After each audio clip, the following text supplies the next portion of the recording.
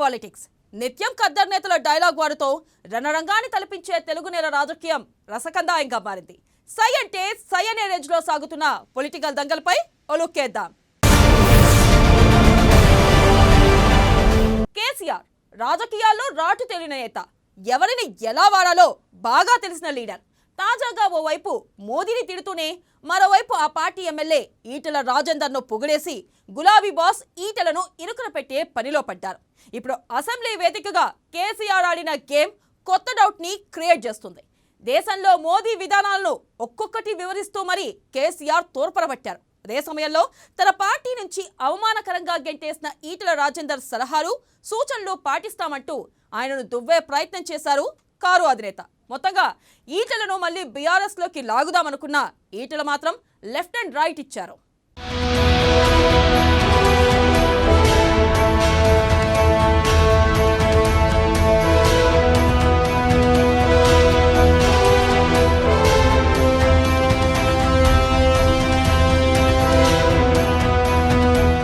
ఈటెలను ఎరుకున పెట్టిన కేసీఆర్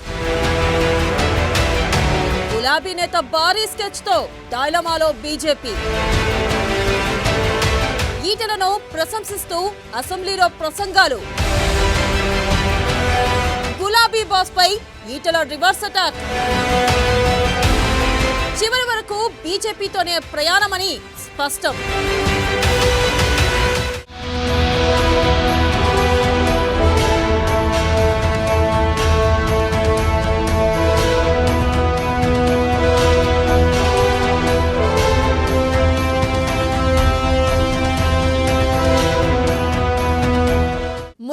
ముళ్ళుతోనే తీయాలి, వజ్రాన్ని మరో వజ్రంతోనే కొయ్యాలి. చిన్న పామునైనా పెద్ద కర్రతో కొట్టాలి. ఇవి మానవులు వాడే సహజమైన నానుడులు. కానీ శత్రువును పాజిటివ్గా దెబ్బ కొట్టాలి అనేది కేసీఆర్ రాజకీయం. అందితే జుట్టు, అందకుంటే కాళ్ళు పట్టుకునే నైజం కేసీఆర్దని బయట బాగానే టాక్ వినిపిస్తుంది. తెలంగాణలో తెలివైన రాజకీయ నేతగా గుర్తింపు ఉన్న కేసీఆర్ ఇప్పుడు జాతీయ రాజకీయాల వైపు చూస్తున్నారు. అదే సమయంలో బీజేపీనే టార్గెట్ చేస్తూ పాలిటిక్స్ చేస్తున్నారు. మా రాజేంద్ర అన్న కూడా పనిచేసిండ్రు హెల్త్ డిపార్ట్మెంట్ కొన్ని రోజులు. వారికి కూడా నా ధన్యవాదాలు. ఎందుకంటే వారి హయాంలో కూడా కొంత పని జరిగింది కేసీఆర్ గారి నాయకత్వంలో. దాంతోపాటు అధ్యక్ష గర్భిణీలకు కేసీఆర్ న్యూట్రిషన్ కిట్లు ఇచ్చిన, అమ్మఒడి కార్యక్రమానికి 300 అన్నకు అన్నీ తెలుసు 300 వాహనాలు ఇచ్చిన, ఆశా వర్కర్లకు అంగన్వాడీలకు భారీగా వేతనాలు పెంచిన. ఇందాక మినిస్టర్ గారు చెప్పినారు, ఫైనాన్స్ మినిస్టర్ గారు జగ్గారెడ్డి గారు మాట్లాడుతూ అంగన్వాడీలకు కూడా టీచర్ల స్కేల్ ఇవ్వాలన్నారు. ఇప్పుడు ఈటెల రాజేందర్ బీజేపీలోకి చేరడంతో రాష్ట్రంలో పార్టీ మరింత బలపడుతుంది. గులాబీ నేతలు ఈటెలతో తరచూ టచ్లోకి వెళ్తున్నారు. వచ్చే ఎన్నికల్లో బీఆర్ఎస్ గెలుపు కోసం కేసీఆర్ మరో భారీ స్కెచ్ వేసినట్టు ఓవైపు ప్రచారం సాగుతుంది. బీఆర్ఎస్కు కంట్లో నలుసుగా మారుతున్న బీజేపీని ఎలా దిగజార్చాలి అని అనుకుంటున్న గులాబీ బాస్కు ఈటెల రాజేందర్ అవకాశంగా కనిపించారని బయట టాక్ వినిపిస్తోంది. ఈ నేపథ్యంలో కేసీఆర్ తెలివైన ఎత్తుగడ వేశారు. తన అమ్ముల పొదిలోని శత్రువులను సానుకూలంగా ఢీ కొట్టవచ్చు అనే అస్త్రాన్ని బయటకు తీశారు. బీఆర్ఎస్ నుంచి మెడలు పట్టి బయటకు గెంటేసి అసెంబ్లీలో ఆయన ముఖం చూసేందుకు కూడా ఇష్టపడని కేసీఆర్ ఇప్పుడు తాజాగా అసెంబ్లీ బడ్జెట్ సమావేశాల్లో ఆయన నామస్మరణే చేసి ఈటెల రాజేందర్ను సెల్ఫ్ డిఫెన్స్లోకి పడేశారు.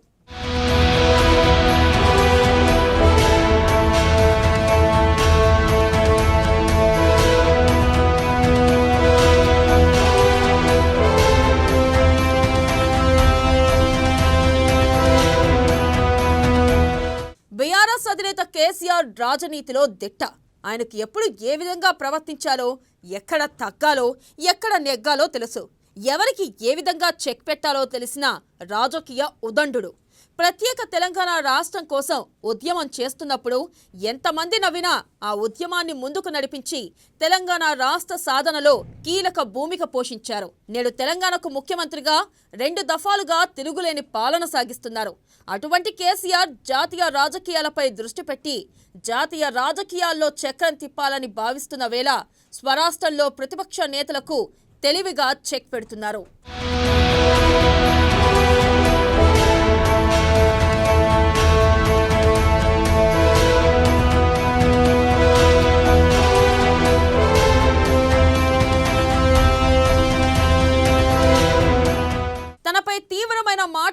చేసే ప్రతిపక్ష పార్టీ నాయకులను పాజిటివ్గా ట్యూన్ చేస్తున్నారు కేసీఆర్. రాజకీయ ప్రత్యర్థులపై ప్రతీకారం తీర్చుకోవాలంటే చాలా వరకు వారిపై ఒత్తిడి తీసుకురావడం, కక్ష సాధింపు చర్యలకు పాల్పడడం, కేసులు పెట్టడం వంటి వాటిపైన ప్రధానంగా అందరూ దృష్టి సారిస్తూ ఉంటారు.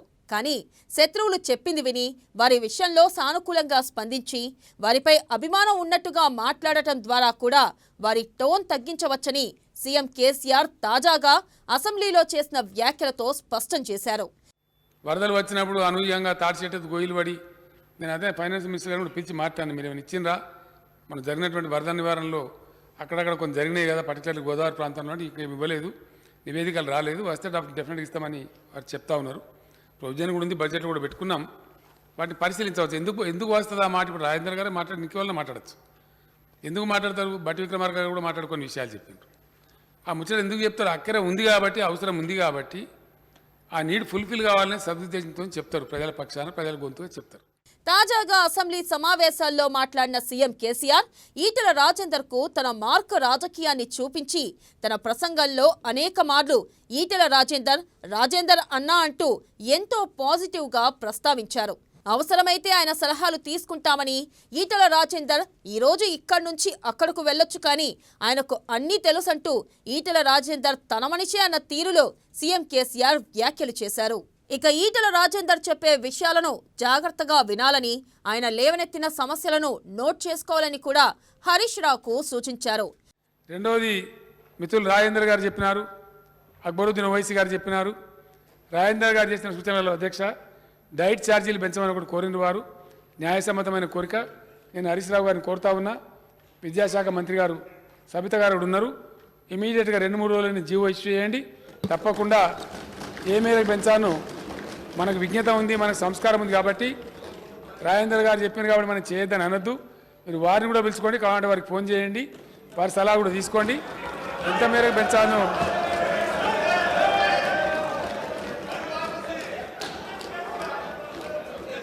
ప్రజాస్వామ్యం కాబట్టి అందరి వ్యూస్ కూడా గౌరవించబడాలి. కాబట్టి ఏ మేరకు పెంచానో దయచేసి పెంచండి. మనం గతంలో కూడా అడగకుండానే పెంచినాం, ఇప్పుడు కూడా అట్లే పెంచండి. మా ఎస్టీ మినిస్టర్ గారిని, ఎస్సీ వెల్ఫేర్ మినిస్టర్ గారిని కూడా పిలుచుకోండి. ఎక్కడెక్కడ పెంచాల్సిన అవసరం ఉందో అక్కడక్కడ. ఇక సీఎం కేసీఆర్ వ్యాఖ్యలతో ఈటెల రాజేందర్ మళ్లీ బీఆర్ఎస్ తీర్థం పుచ్చుకుంటారు అన్న అనుమానం అన్ని రాజకీయ పార్టీ నేతలలోనూ కలుగుతుంది. ఈటెలను సెల్ఫ్ డిఫెన్స్ లోకి నెట్టింది. తన విషయంలో సానుకూలంగా ఉన్న సీఎం కేసీఆర్ను ఈటెల రాజేందర్ గట్టిగా తిట్టలేని పరిస్థితిని ఆయన కల్పించారు. ఇక ఇదే సమయంలో తాను పార్టీ మారబోనని ప్రతి ఒక్కరికి సంజాయిషీ చెప్పుకునే పరిస్థితిని ఈటెల రాజేందర్కు తీసుకొచ్చారు సీఎం కేసీఆర్. నేను వేరే ఉద్దేశంతో చెప్తలేను సార్, దయచేసి.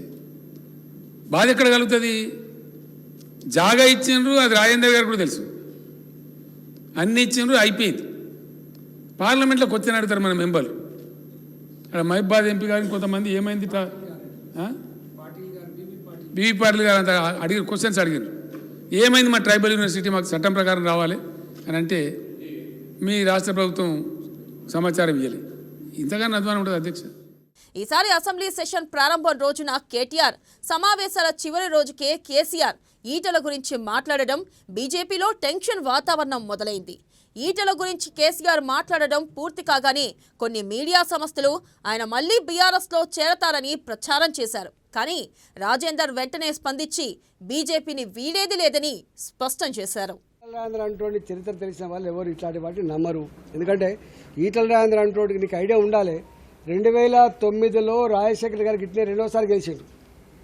రెండోసారి గెలిచిన తర్వాత మేము ఉన్నది 10 మంది మాత్రమే. 10 మందిలో 4 ఎమ్మెల్యేలు సుప్రభాత్ దర్శనానికి పోయిండ్రు. ఒకరు పూలగుచ్చం ఇచ్చిండ్రు, ఇంకోటి చేసిండ్రు. ఇట్లా జరిగిపోయినాయి. దానాడు నేను సమతా భవనానికి పోతే మీరు కూడా ఆపరేషన్ ఆకర్షణలో ఉన్నారన్నారు.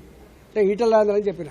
ఈటల రాజేంద్ర అంటోడు అంత ఈజీగా ఇట్లా 2 సార్లు అసెంబ్లీకి రాకూడదని నిషేధించినప్పటికి కూడా నన్ను ఇదే ప్రాంగణంలో మీకు కలవకుండా నన్ను పోలీసు వెహికల్లో ఎక్కించుకొని పోలీస్ స్టేషన్లో పెట్టినప్పటికి కూడా ఆనాడేం కుంగిపోలే. ఇవాళ నేను చెప్పంగానే ఏదో నేను చెప్పిన పనులన్నీ కూడా ఎస్ అని ఒప్పుకున్నంత మాత్రం పొంగిపోయే ప్రసక్తి లేదు. ఈటల రాజేంద్ర అంటోడికి ఒక పద్ధతి ఉంటుంది. ఈటల రాజేంద్ర అంటోడు వాటికి ఇట్లా ఊతే కొట్టుకపోయే మనిషి కాదు. నా మీద వాళ్ళు చేసినటువంటి దాడి, వాళ్ళు పెట్టిన ఖర్చు, వాళ్ళు నన్ను వేధించిన తీరు ఇప్పటికీ మరవలేంది. అందుకనే వట్టిగా గట్లా ఈ నేను మళ్ళీ చెప్తున్నా, రాజకీయ పార్టీల మధ్య, రాజకీయ నాయకుల మధ్య మాట్లాడుకోకూడని పరిస్థితి మంచిది కాదు.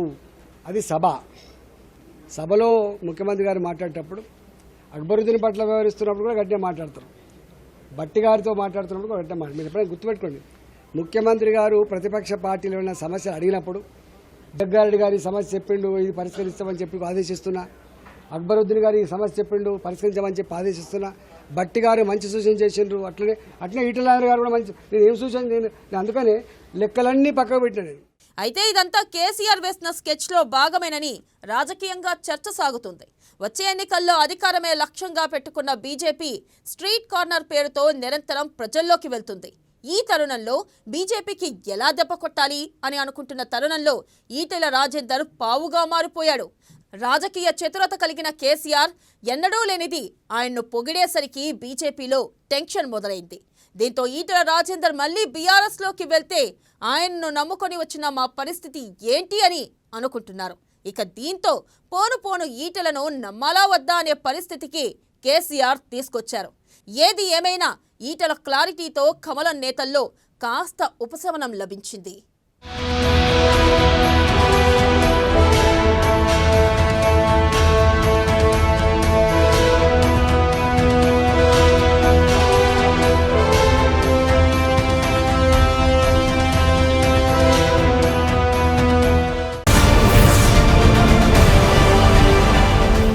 గత 2 టర్మ్లలో బీఆర్ఎస్ తిరుగులేని శక్తిగా అధికారాన్ని చేజిక్కించుకుంది. ఇప్పుడు మాత్రం సీన్ మారిందండోయ్.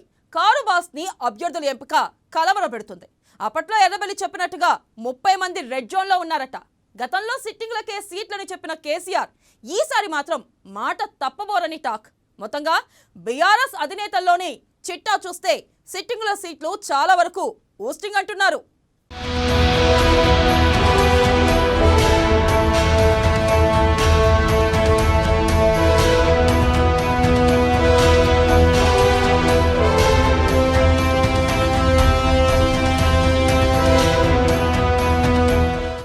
పార్టీలో కలవరం, సెట్టింగ్లపై డైలమాలో కేసీఆర్, 38% సీట్లలో మార్పులు, గులాబీలో గుబులు రేపుతున్న కేసీఆర్ సర్వే, ప్రతిపక్షాల దూకుడుతో కన్ఫ్యూజన్లో కేసీఆర్.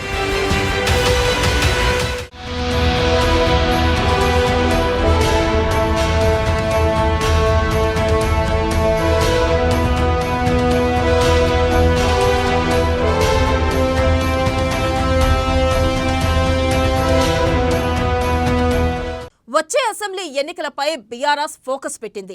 అభ్యర్థులను ముందే ప్రకటించేందుకు సమాయత్తమవుతుంది. 6 నెలల ముందే అనౌన్స్ చేస్తే అభ్యర్థులు నియోజకవర్గాల్లో పర్యటించే వీలుంటుంది. దీంతో పార్టీ ప్రభుత్వం గురించి ప్రచారం చేసుకోవడానికి అవకాశం ఉంటుంది. ప్రస్తుత ప్రభుత్వ గడువు జనవరి వరకు ఉండడంతో ఆలోపు ఎప్పుడు ఎన్నికలొచ్చినా రెడీగా ఉండేందుకు బీఆర్ఎస్ పార్టీ ప్రీ ప్లాన్ చేస్తుంది.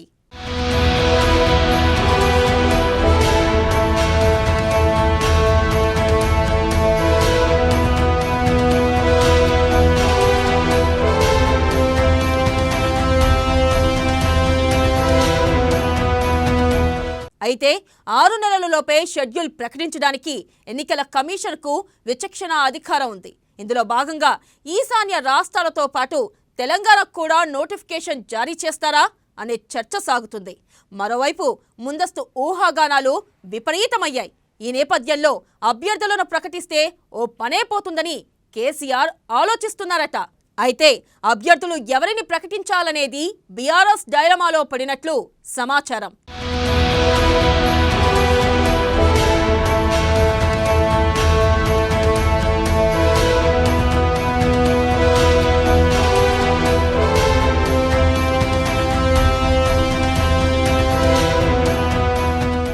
అసెంబ్లీ ఎన్నికలకు తెలంగాణ సిద్ధమవుతుంది. ప్రస్తుత అసెంబ్లీ 16 జనవరి 2024 వరకు గడువు ఉంది.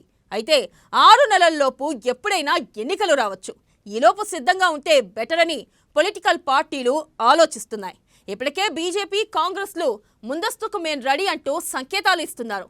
ఇక మరోవైపు ప్రచార కార్యక్రమాలు మొదలెట్టేశారు. ఎన్నికల సమయం వరకు గ్రామాన తిరుగుతూ పార్టీని అధికారంలోకి తెస్తామని అటు బీజేపీ ఇటు కాంగ్రెస్ పోటీ పడుతున్నాయి. ఈ తరుణంలో బీఆర్ఎస్ సైతం అభివృద్ధి పనుల జోరు పెంచింది.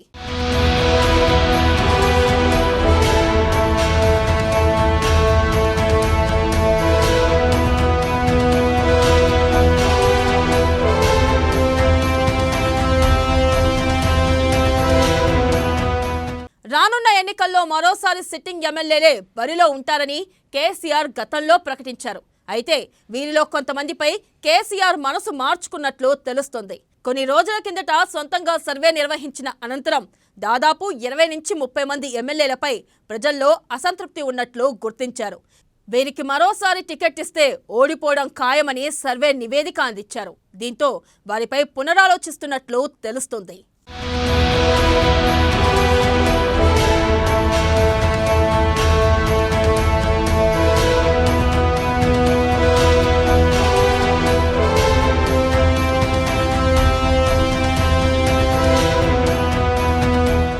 అసెంబ్లీ సమావేశాలు పూర్తి కాగానే కేసీఆర్ ఎన్నికల మూడ్లోకి వెళ్లనున్నారు. ఇందులో భాగంగా మొదటగా అభ్యర్థుల ఎంపిక విషయంపైన కసరత్తు చేయనున్నారు. 119 నియోజకవర్గాల్లో ఇప్పటి వరకు ఎమ్మెల్యేలు మంత్రుల పనితీరుపై నివేదిక తెప్పించుకున్నట్లు సమాచారం. అయితే వీరిలో కొందరిపై ఉన్న అసంతృప్తి బహిరంగంగానే కనిపించింది. కొందరు మంత్రులపై సైతం ప్రజలు ఎదురుదాడికి దిగారు. అలాంటి వారికి టికెట్ ఇవ్వాలా వద్దా అనేది ఆలోచిస్తున్నారు.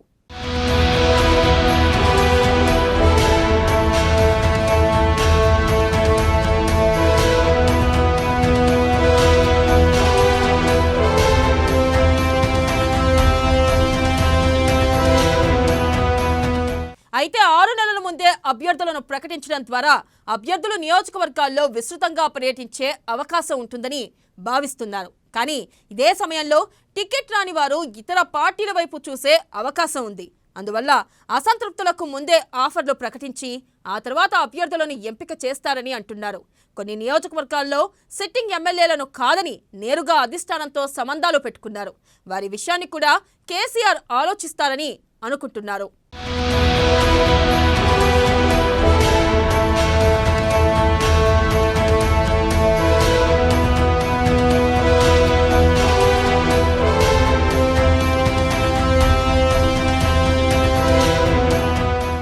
ఏది ఏమైనా అభ్యర్థుల ఎంపికను ముందే ప్రకటించే అవకాశం ఉందని ఊహాగానాలు మొదలయ్యాయి. అయితే ప్రతిపక్షాలు మాత్రం బీఆర్ఎస్ ప్రకటన తర్వాత తమ జాబితా బయటపెట్టే ఛాన్స్ ఉందని తెలుస్తోంది.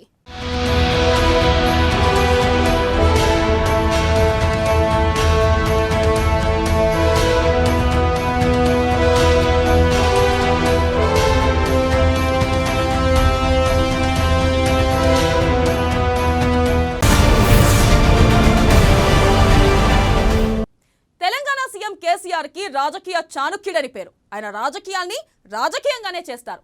ఎక్కడ తగ్గాలో కాదు, ఎక్కడ నెగ్గాలో కూడా కారుబాస్ కి వెన్నతో పెట్టిన విద్య.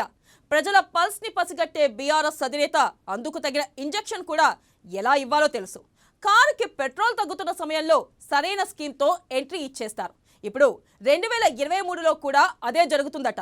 గులాబీ సర్కార్పై మైనస్ ని ఒకే ఒక్క స్కీమ్తో గ్రాఫ్ పెంచే పనిలో ఉన్నారని విశ్లేషకులు చెబుతున్నారు. ఆ ప్రకటన వస్తే ప్రతిపక్షాలకు పవర్ పంచ్ తప్పదట. ఇంతకీ బీఆర్ఎస్ అధినేత పెట్టనున్న స్కీమ్ ఏంటి?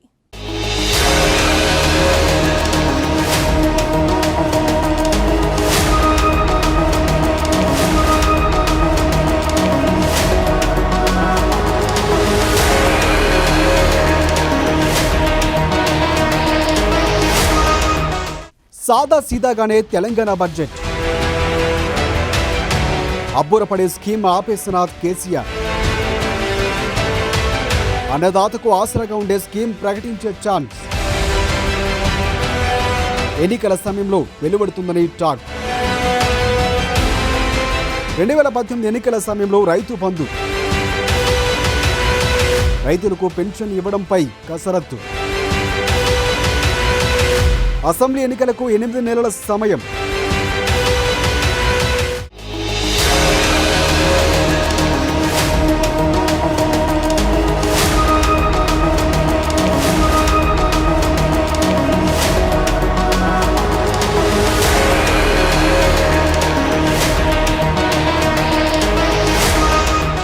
కేసీఆర్ ఏదైనా చెప్పారంటే ఆలస్యమైన అమలు చేయడం పక్కాననే వాదనలు ఉన్నాయి. దేశమే అబ్బురపడే, ఆశ్చర్యపడే, అడ్డం పడే స్కీమ్ ఒకటుందని దాదాపుగా ఓ 3 ఏళ్ల క్రితం ప్రకటించారు. ఆ స్కీమ్ అమలు చేస్తే ప్రతిపక్షాలకు ఇక నూకలు చెల్లినట్లేనని గతంలో కొండపోచమ్మ రిజర్వాయర్ ప్రారంభోత్సవం సమయంలో సీఎం కేసీఆర్ స్వయంగా ప్రకటించారు. ఈ ఏడాది ఎన్నికలు జరగనున్న సందర్భంగా బడ్జెట్లో అలాంటి స్కీమ్ ఉంటుందని చాలామంది ప్రజలు భావించారు.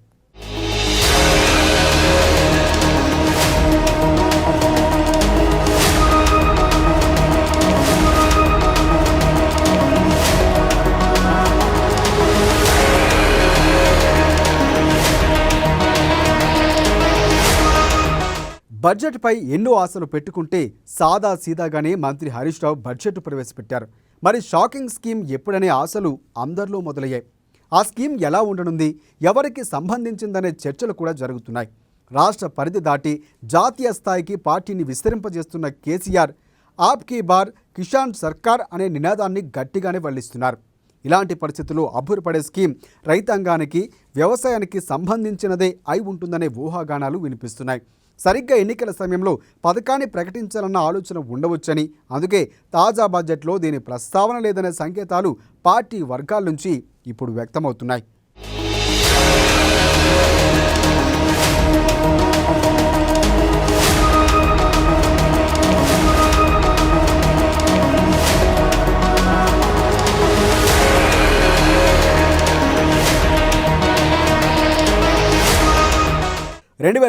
అసెంబ్లీ ఎన్నికల సమయంలో రైతు బంధు స్కీమును ప్రకటించారు. అప్పట్లో ఈ స్కీమును బడ్జెట్లో ప్రవేశపెట్టలేదని, అసెంబ్లీని రద్దు చేసే సందర్భంగా సీఎం ఆకస్మికంగా ప్రకటించారు. ఈసారి కూడా డిసెంబర్లో ఎన్నికలు జరగనున్నందున దానికి కొన్ని వారాల ముందు రాష్ట్ర వ్యాప్తంగా సంచలనం రేకెత్తించేలా షాకింగ్ స్కీమ్ ప్రకటించడానికే ఇప్పుడు బడ్జెట్లో ఎలాంటి కొత్త పథకాలను, హామీలను, వరాలు ఇవ్వలేదనే అభిప్రాయము ఇప్పుడు వ్యక్తమవుతోంది. సస్పెన్స్గా ఉంచి సంచలనంగా ప్రకటించాలన్న ఉద్దేశంతోనే బడ్జెట్లో ప్రవేశపెట్టలేదనే వాదన కూడా ఇప్పుడు వినిపిస్తోంది.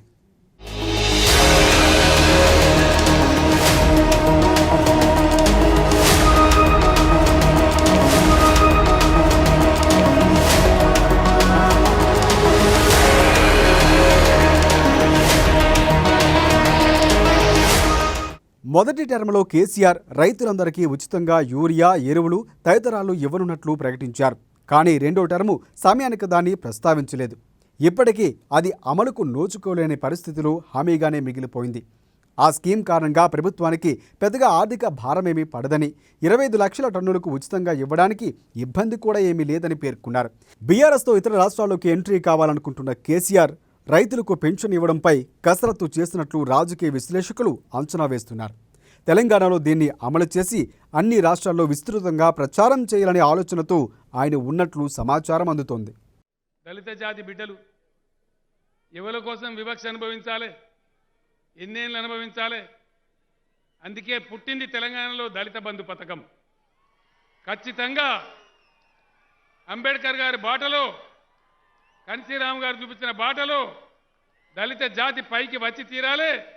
భారత దళిత జాతికి నేను పిలిపిస్తా ఉన్నా.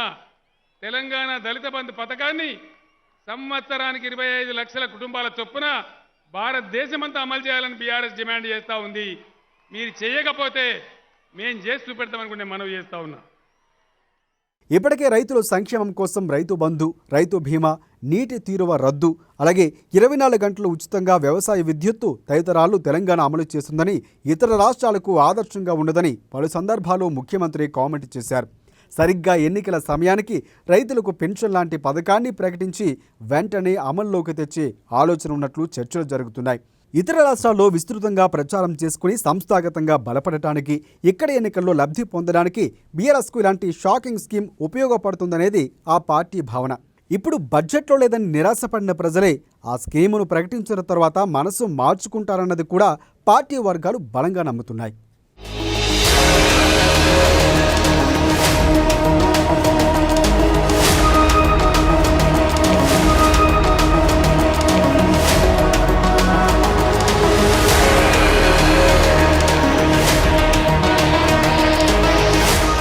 అసెంబ్లీ ఎన్నికలకు దాదాపుగా 8 నెలల సమయం ఉంది. ఇప్పుడే బడ్జెట్లో ఈ స్కీమ్ పెడితే అప్పటి వరకు ఇది పాత స్కీమ్ అయిపోతుందని, ప్రజలు మరిచిపోతారనే వాదనలు వినిపిస్తున్నాయి. ఈ స్కీమ్ ద్వారా ఆశించిన లక్ష్యం రాజకీయ ప్రయోజనం నెరవేరేందుకు ఎన్నికల సమయమే సరైనదిగా ఉంటుందనే అభిప్రాయము లేకపోలేదు. ఇక ఈ షాకింగ్ స్కీమ్ ఏమిటనేది ఇప్పటికీ పార్టీ వర్గాల్లోనూ సస్పెన్షన్గానే ఉంది. రాష్ట్రంలో రాజకీయ పరంగా ఉన్న ముక్కోణపు పోటీలో బీఆర్ఎస్కు అనుకూల పరిస్థితులు ఉన్నప్పటికీ గతం మాదిరి భారీ విజయాన్ని సొంతం చేసుకుంటే జాతీయ పార్టీగా ఖ్యాతి దక్కుతుందని పార్టీ విశ్వసిస్తుంది.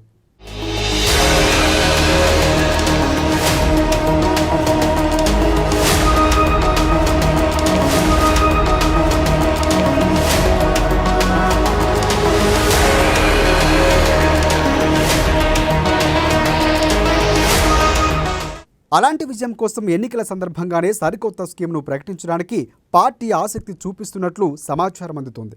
2018 అసెంబ్లీ ఎన్నికల్లో భారీ విజయానికి రైతు బంధు కారణమైనట్లుగానే ఈసారి కూడా అదే ఫార్ములాను బీఆర్ఎస్ ఫాలో అవుతుందనే అభిప్రాయం కూడా వ్యక్తమవుతున్నాయి.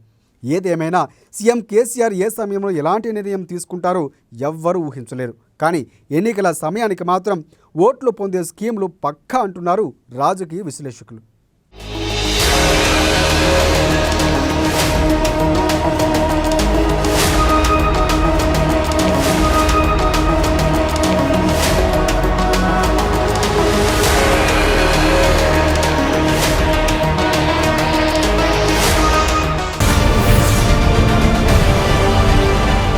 ఇది రోజు బర్నింగ్ పాలిటిక్స్. మరిన్ని రాజకీయ విషయాలు రేపటి బర్నింగ్ పాలిటిక్స్ లో చూద్దాం.